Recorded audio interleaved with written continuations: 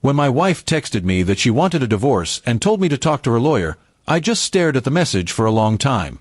There were no arguments leading up to it, no warnings, no hints that she was even unhappy. Just a cold, emotionless text. I want a divorce. Talk to my lawyer. I replied with 2 words. Got it. It was all I could manage, but even then, I wasn't sure if I wanted to scream or laugh. After 7 years of marriage, that was how it ended. Through a text message. The next few days passed in a blur. I didn't try to call her, and she didn't reach out again. Our house felt strange, quiet, yet heavy, like something dark had settled in every room. Her clothes were still in the closet, her perfume still on the dresser, but her presence was gone. I tried to convince myself that maybe this was for the best. If she wanted out so easily, then maybe I'd been living with someone who'd already left me emotionally long ago. When the letter from her lawyer finally arrived, I expected to see divorce papers. Instead, it was a formal request for financial documents and information about shared accounts. That's when it hit me, she wasn't just leaving, she wanted control of everything. I didn't even care much about the money, but it felt like she wanted to erase me completely. Still, I remained calm. I gathered everything they asked for, scanned the documents, and sent them back to her lawyer. But while doing that, something odd caught my attention. There were several unfamiliar transactions in our joint account, large withdrawals, all made in cash over the past few months. I hadn't noticed them before. The amounts weren't small either. Curiosity turned into suspicion. I checked our credit card statements next. There were charges from hotels, expensive restaurants, and luxury stores, none of which I'd been to. I didn't jump to conclusions right away. Maybe it was for her work. Maybe she was helping someone. But the more I looked, the less it made sense. Every transaction was carefully spaced out, almost like someone trying to avoid being noticed. That night, I sat in the dark living room, scrolling through our shared photos. Smiles, vacations, dinners, all memories that now felt fake. I wondered when exactly she'd stopped loving me, or if she ever really did. Around midnight, I got an idea. I logged into our family cloud storage, something we rarely used, mostly for backup photos. I hadn't checked it in months.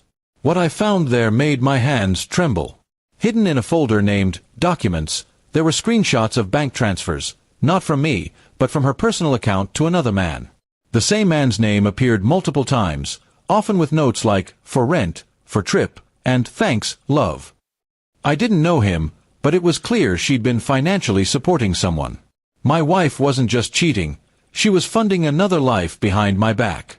I could have confronted her right away, but something told me to wait. I made copies of everything and sent them to my personal email. Then, I contacted her lawyer and said I was ready to discuss the divorce. The meeting was set for the next week. When the day came, she walked in looking calm, dressed perfectly as always, not a trace of guilt on her face. She didn't look at me directly, only at her lawyer. "Let's keep this simple," she said coldly. I nodded, pretending to agree. Halfway through, her lawyer mentioned financial support and division of marital assets. That's when I took out the printed copies of her hidden transactions and placed them on the table. Her eyes widened, and for the first time, she looked shaken. "What's this?" her lawyer asked. I leaned forward and said, "Proof that she's been transferring money to another man for months. Not for work, not for family, but for an affair she thought I wouldn't find out about." The silence in the room was thick. Her face went pale, her lips trembled, but she said nothing. Her lawyer quickly ended the meeting, clearly realizing they were in trouble. That evening, she showed up at the house, angry and panicked. "You had no right to dig into my accounts," she shouted. I didn't even raise my voice. "You had no right to lie to me for years," I replied. "You wanted this divorce, remember? You got it.